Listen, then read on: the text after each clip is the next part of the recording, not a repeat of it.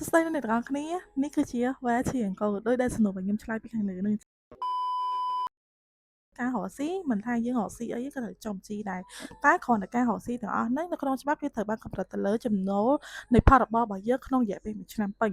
បើសិនជាយើងចូលទៅក្នុងចំណុចដែលពន្ធដារគេបានកម្រិតយើងនឹងត្រូវចំជីទៅតាមប្រភេទដែលគេបានចែងការអំពីពន្ធតូចមុនដំបូងគេដែលពន្ធតូចគឺគេមើលទៅលើកម្រិតផលរបររយៈពេល3ខែជាប់គ្នាឬក៏យើងរំពឹងថា3ខែបន្ទាប់យើងនឹងមានផលរបរទាំងអស់ហ្នឹង3ខែជាប់គ្នាដែលមា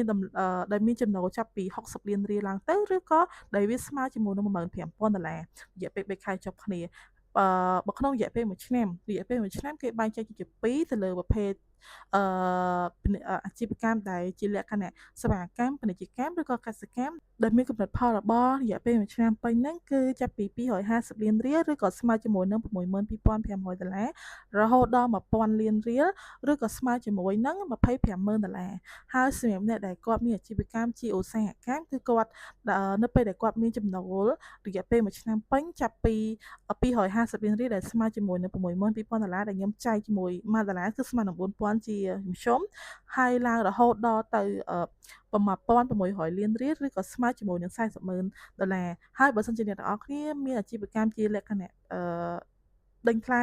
ភាសីឬក៏ពិគ្រោះថ្លៃទាំងអស់ហ្នឹងក៏តម្រូវឲ្យចុះបញ្ជីជាពន្ធដារផ្នែកពន្ធតូចដែរ